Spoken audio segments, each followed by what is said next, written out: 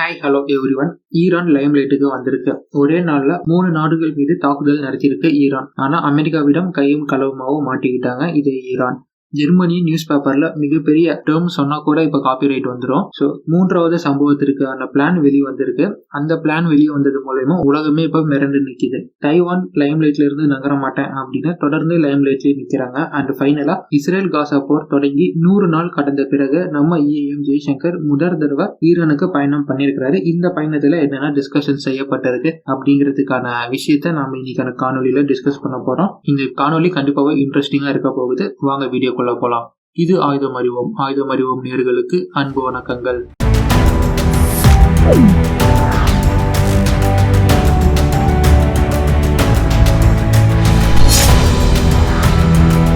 கடைசியா ஈரான் எப்போ உள்ள வருவாங்க பார்க்கலாம் அப்படின்னு சொல்லி முடிச்ச கடைசி காணொலியில இதோ ஈரான் உள்ள வந்துட்டாங்க ஃப்ரெண்ட்ஸ். ஈரான் நேத்து ஈராக், சிரியா, பாகிஸ்தான்னு ஒரே நாள்ல 3 நாடுகள் மீது தாக்குதல் நடத்தி சும்மா சம்பவத்தை காமிச்சிருக்கிறாங்க. இதுல ஈராக்ல இருக்கும் இஸ்ரேலின் இன்டெலிஜென்ஸ் ஏஜென்சி, அதாவது மொசாடுன்னு சொல்லக்கூடிய அவங்களுடைய ஸ்பை பேஸை பாலிஸ்டிக் மிசைலை கொண்டு தாக்கி அழிச்சிருக்கிறாங்க. இந்த தாக்குதலை தொடர்ந்து சிரியால இருந்து இயங்கும் ஆன்டி ஈரான் டெரர் குரூப்பையும் தாக்கி இருக்கிறாங்க ஈரான். இந்த 2 தாக்குதலும் டைரக்டா இஸ்ரேல், காசா, ஹவுதி 3 பேருக்கும் சம்பந்தப்பட்ட ரிட்டாலியேஷன் அட்டாக் ஈரானால் நடத்தப்பட்டிருக்கு. ஆனா சர்ப்ரைஸா பாகிஸ்தான் மேலேயும் போற போக்குல தாக்குதல் நடத்தியிருக்கிறாங்க. பாகிஸ்தான் என்ன பண்ணாங்க அப்படின்னு பார்த்தா, பாகிஸ்தான்ல இருக்கும் பலூச் மிலிட்டன்ட் குரூப் அப்படிங்கிற ஜெய்ஷ் அல் டலும் ஈரான் பாகிஸ்தான் பார்டர்ல ஈரான் செக்யூரிட்டி ஃபோர்ஸ் மீது தொடர்ந்து அப்பப்போ தாக்குதல் நடத்திக்கிட்டு வருவாங்க. அண்ட் இதுல ஒரு வகையில என்ன பண்ணியிருக்கிறாங்கன்னா, ஈரான் பாகிஸ்தான் பார்டர்ல இருக்கும் IRGCன்னு ஒரு வீரரை தூக்கிட்டு போய் கொண்டு இருக்கிறாங்க. இவங்க மேலதான், அதாவது பலுச்சிஸ்தான்ல இருக்கும் இந்த ஜெய்ஷ் அல் டலும் பேஸ் மேல மிசைல் அண்ட் ட்ரோன் தாக்குதல் நடத்தி இப்ப அழிச்சிருக்கிறாங்க. அண்ட் இது வெறும் பேஸ் தானே அப்படின்னு பார்த்தா பேஸ் மட்டும் இல்ல friends, base and including weapon producing facility இதெல்லாம் தான் தாக்கி அழிச்சிருக்கிறாங்க. பாகிஸ்தான் இந்த வான்வெளி தாக்குதல் இல்லீகல் ஏர் ஸ்ட்ரைக் அப்படின்னு ஸ்டேட் பண்ணியிருக்கிறாங்க. அண்ட் பாகிஸ்தான் ஈரானின் தூதரா பாகிஸ்தான்ல இருந்து வெளியேற்றிருக்காங்க.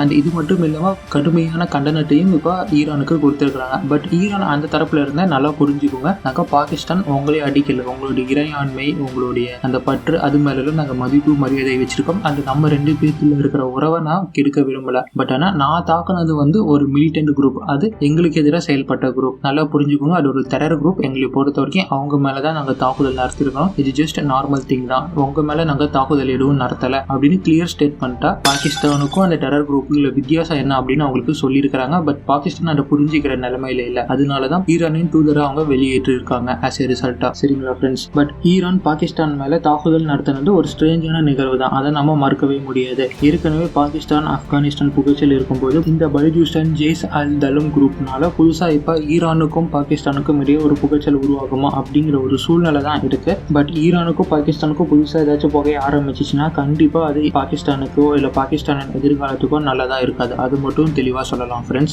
பட் ஆனா இங்க ஈரான் அவங்களோட ஸ்டேட் என்ன, எதற்காக தாக்கணும் அப்படிங்கறத தெளிவா சொல்லிட்டு பாகிஸ்தான் அவங்களோட நாங்க நார்மலான உறவுல இருக்கதான் விரும்புறோம் அப்படின்னு சொல்லியிருக்கிறாங்க.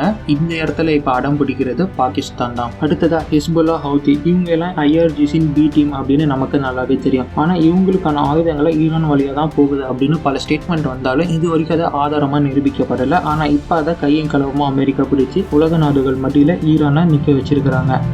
ரெட்சியில் ஏற்பட்ட எஸ்கலேஷன்ல இருந்து அமெரிக்காவின் கண்காணிப்புக்குள்ள ரெட்சி அண்ட் ரெட்சியில் இருக்கும் நாடுகள் எல்லாமே உள் வந்தது. அமெரிக்காவின் நேவி சீஸ் படை ரெகுலரா ரோந்து பணியில இருக்கும்போது சொமாலியா கடல் பக்கமா ஒரு சிறிய ரக போட் சீஸ் பண்ணப்பட்டது. அந்த போட் ஈரான்ல இருந்து ஏமனுக்கு போவதாகவும் அதில் பாலிஸ்டிக் மிசைல் அண்ட் க்ரூஸ் மிசைலுக்கு தேவையான பாகங்கள், அதை தயாரிக்கிறதுக்கான பாகங்கள் இருந்ததாகவும் அது ஹவுதிக்கு ஆயுத உதவியா வழங்கப்பட்டிருக்கு அப்படிங்கிற செய்தியும் நேவி சீல்ஸ்க்கு தெரிய வருது. இதை கையகப்படுத்திய நேவி சீல்ஸ் இதுதான் US நேவி சீல்ஸால் பிடிக்கப்பட்ட முதல் கப்பல் அப்படின்னு USCENTCOM சொல்லப்பட்ட தகவல். இது மூலமா அமெரிக்கா ஈரானை உள்ள இழுத்து அடிக்க பாக்குறாங்க. அந்த ஒரு பிளான் நமக்கு கிளியராகவே தெரியும். இந்த குற்றச்சாட்டுக்கு ஈரான் மறுப்பு தெரிவிச்சிருக்காங்க. இல்ல அப்படிலாம் நாங்க பண்ணல, நீங்க வேணும்னு எங்க மேல ஒரு பொய் பள்ளி போட்டுருங்க அப்படிங்கிற மாதிரி மறுப்பு தெரிவிச்சிருக்காங்க. பட் டைரக்டா மொசாட் பேஸ் மேல கை வச்சதுனால ஈரான் டைரக்டா இப்ப உள்ள வந்திருக்காங்க அப்படின்னு நம்ம சொல்ல முடியும். இதுக்கு அடுத்தது நம்ம தைவான் பக்கம் திரும்பினா, ஈஜிப்துக்கு போன வாங்கி அங்க திட்டவட்டமா சொல்லிட்டாரு, தைவான் சைனாவின் ஒரு அங்கம், அதை யாருனாலையும் பிரிக்க முடியாது, தடுக்க முடியாது. அதை மீறி யாராச்சும் அந்த செயல செயல்பட்டா அது சைனாவிற்கு எதிரான செயல். அண்ட் தைவான்ல நடந்த எலெக்ஷன் அது சைனாவின் உள் விவகாரம். அதை எப்படி ஹேண்டில் பண்ணணும்னு எங்களுக்கு தெரியும், அதை பற்றி யாரும் பேச வேணாம் அப்படின்னு உலக நாடுகள் எல்லாருக்குமே மூஞ்சில் அடித்த மாதிரி இப்போ வாங்கி சொல்லியிருக்கிறாரு. தைவான் சைனாதே அப்படின்னு வாங்கி அழுத்தம் திருத்தமாக பதிவு பண்ண அந்த பக்கமாக இருந்து புதிய பிரசிடென்ட் லாய்சிங் தைவான் ஏற்கனவே இண்டிபெண்டன்ட் ஆகிடுச்சு, அது இந்த எலெக்ஷன் மூலமாக உலகிற்கு தெரிய வந்திருக்கு. ஸோ சைனா நீங்களும் தெரிஞ்சுக்கோங்க, மக்கள் என்ன விரும்புகிறாங்களோ அதுதான் தைவானின் நிலைப்பாடு. ஸோ ரியாலிட்டி என்னன்னு புரிஞ்சுக்க பாருங்க. சும்மா தைவானை பிடிப்போம், தைவான் சைனாது அப்படின்னு பேசிட்டு இருக்கிற வேலையை விட்டுட்டு ரியாலிட்டி என்னன்னு புரிஞ்சுக்க பாருங்க அப்படின்னு லாய்சாங் தரப்புல இருந்து பதிலடி தரப்பட்டுள்ளது. இன்னொரு பக்கமாக அமெரிக்காவும் கை விரிச்சிட்டாங்க தைவானை. ஸோ தைவானின் புதிய பிரசிடென்ட் வந்ததுலேருந்து தைவான் சைனா மோதல் தினைக்கும் வந்துக்கிட்டே இருக்கு, அது ஒரு லைம் லைட்ல இருந்துகிட்டே இருக்கு அப்படின்னே சொல்ல முடியும். அண்ட் தைவானின் எலெக்ஷனே இந்த அளவுக்கு பரபரப்பாக இருக்குன்னா நினைச்சு பாருங்க அமெரிக்காவின் எலெக்ஷன் இந்த அளவுக்கு ஒரு திருப்பு முனை தரதா இருக்கும்னு. ஜெர்மனின்னு ஒரு நியூஸ் பேப்பர் பயங்கர டாக்குமெண்ட்டை லீக் பண்ணிட்டாங்க. அது தெரியாதனமா லீக் பண்ண டாக்குமெண்ட் ஆச்சுங்களா. அதுல ரஷ்யா விசஸ் நாட்டோ போர் எப்போ நடக்க போகுதுன்னும் உக்ரைன் முழுமையாக ஆக்கிரமிப்பு செய்யப்படும், அதாவது 3வது சம்பவத்துக்கான பல குறிப்புகளும் வெளியிடப்பட்டு உலகே அதிர்ச்சிக்கு உள்ளாகியிருக்கு அந்த ஒரு நியூஸ் பேப்பர் மீடியா. நாட்டோ மற்றும் நாட்டோவின் உறுப்பு நாடுகள் தீவிரமான பயிற்சிக்கு உள்ளாகியிருக்கிறாங்க. குறிப்பாக உக்ரைன் ரஷ்யாவை தான் தோர்த்துக்கிட்டு வருது அப்படின்னு தெரிஞ்ச உடனே நாட்டோ மற்றும் நாட்டோவின் உறுப்பு நாடுகள் பயங்கரமாக பயிற்சிக்கு உள்ளாகிட்டு இருக்கிறாங்க. அண்ட் இதில் ஜெர்மனி தீவிரமாக தயாராகிட்டு வராங்க அப்படிங்கிற மாதிரி அந்த நியூஸ் பேப்பரில் போடப்பட்டிருக்கு. கரெக்டாக பிரசிடென்ட் எலெக்ஷன் அமெரிக்காவில் முடிந்த உடனே அந்த டிரான்சிஷன் ஃபேஸில், அதாவது new president and old president, இந்த நடுவில் இருக்கும் டிரான்சிஷன் ஃபேஸில் ரஷ்யா நாட்டோக்கு எதிரான தாக்குதலை தொடங்கும் அப்படின்னும் டைரக்டாக நாட்டோ விசஸ் ரஷ்யா போர் அப்படிங்கிறது 2025 சம்மரில் இருக்க போகுது அப்படின்னும் அதில் குறிப்பிடப்பட்டிருந்தது. டே எக்ஸுங்கிற போர் தொடங்கும் நாளில் நாட்டோவில் இருந்து சுமார் 3 லட்சம் துருப்புகள் ரஷ்யாவுக்கு எதிராக களமிறக்கப்படுவார்கள். அதில் 30,000 துருப்புகள் ஜெர்மனி சேர்ந்தவங்க. இதனால தான் ஜெர்மனி படு தீவிரமாக தன்னோட ப்ரிப்பரேஷனாக பண்ணிட்டு இருக்கிறாங்க அப்படின்னு அதில் சொல்லப்பட்டிருந்தது. ஆனால் இதற்கெல்லாம் முன்னாடியே பிப்ரவரி 2024 ரஷ்யா உக்ரைனுக்கு எதிராக பயங்கர அஃபென்சிவ் மோட்ல இறங்கும் அப்படின்னும் இதை தொடர்ந்து ஜூன் 2024 உக்ரைனை ரஷ்யா சரணடைய வைக்கும் அப்படின்னு சொல்லப்பட்டு இருக்கு. அண்ட் நெக்ஸ்ட் ஜூலை மாதத்தில் ரஷ்யா பால்டிக் நாடுகளுக்கு எதிராக சைபர் அண்ட் ஹைபிரிட் வார்ஃபேரை நடத்தும் அப்படின்னு எதிர்பார்க்கலாம் அப்படின்னும் அதில் குறிப்பிடப்பட்டிருக்கு. அண்ட் அக்டோபர் மாதத்தில் ரஷ்யா தன்னோட மீடியம் ரேஞ்ச் மிசைல் அண்ட் தன்னோட ஒரு செட் ஆஃப் படையை கலினின்கிராட் பக்கமாக நிலைநிறுத்தும். அண்ட் டிசம்பர் மாதத்தில் சுவால்கி பார்டரில் பிரச்சனை ஆரம்பிக்க போகுது அப்படின்னும் அதில் சொல்லப்பட்டிருக்கு.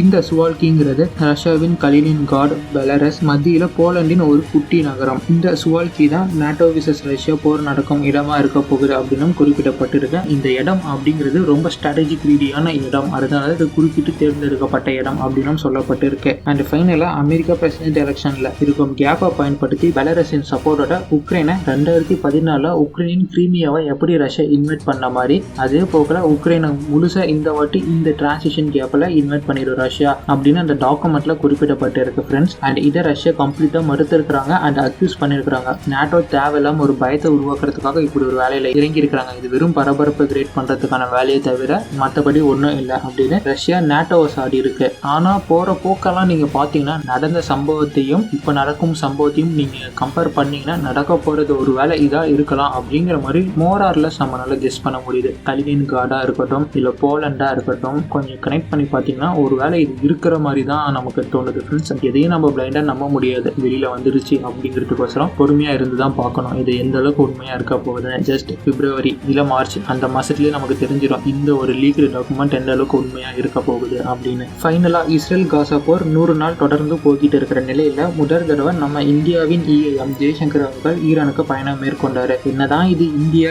ஈரான் பைலேட்ரல் விசிட் அப்படின்னு வெளிப்படையா பார்க்கப்பட்டாலுமே இது மிகப்பெரிய சந்திப்பா தான் உலக நாடுகள் மத்தியில பார்க்கப்படுது. ஒரு முக்கிய காரணமா என்ன பார்க்கப்படுதுன்னா, எப்ப ஜெய்சங்கர் ஈரானுக்கு போனாரோ அப்பதான் பாகிஸ்தான் மேல ஈரான் ஒரு ஆன்டி டெரர் தாக்குதலை நடத்திருக்கிறாங்க. இது வரைக்கும் இல்ல இதுக்கு முன்னாடி நடத்தினாங்களா அப்படின்னு பார்த்தா நடத்தினது இல்லை. ஆனா இந்த வாட்டி தான் ஆன்டி டெரர் தாக்குதல் நடத்திருக்காங்க. அதற்கான காரணம் அவங்க தரப்புல இருந்து இண்டிவிஜுவலா சொல்லப்பட்டது. என்னதான் இப்படி சொல்லப்பட்டாலும் அது கன்வீனியன்ஸ் ஆகல பாகிஸ்தானால். ஆனா எப்ப நடந்திருக்கு இந்த எஸ்கலேஷன், ஜெய்சங்கர் ஈரானுக்கு போகும்போது தான். அதனாலதான் இந்த ஒரு விசிட் மிகப்பெரிய விசிட்டா பார்க்கப்படுது. அதுவும் இல்லாம ஜெய்சங்கர் போகும்போது தான் ஈராக் அண்ட் சிரியா மேலேயும் தாக்குதல் நடத்தினாங்க ஈரான். ஸோ இதனால தான் இது ஒரு மிகப்பெரிய சந்திப்பா இப்போ பார்க்கப்படுது. இது 2 நாள் அரசுமுறை பயணம் தான். ஏற்கனவே சொன்ன மாதிரி இந்த பயணத்தில் நம்ம வெளியுறவுத்துறை அமைச்சர் ஜெய்சங்கர் ஈரானின் ஃபாரின் மினிஸ்டர் அமீருடன் சபஹார் துறைமுக வளர்ச்சி பற்றியும் international north south transport corridor பற்றியும் பிரிக்ஸ் கூட்டமைப்பு பற்றியும் ஆப்கான் உக்ரைன் சுச்சுவேஷன் அண்ட் ஃபைனலாக காசா சுச்சுவேஷன் பற்றியும் கலந்துரையாடியதா செய்தி கிடைச்சிருக்கு. நம்ம EAM முழுக்க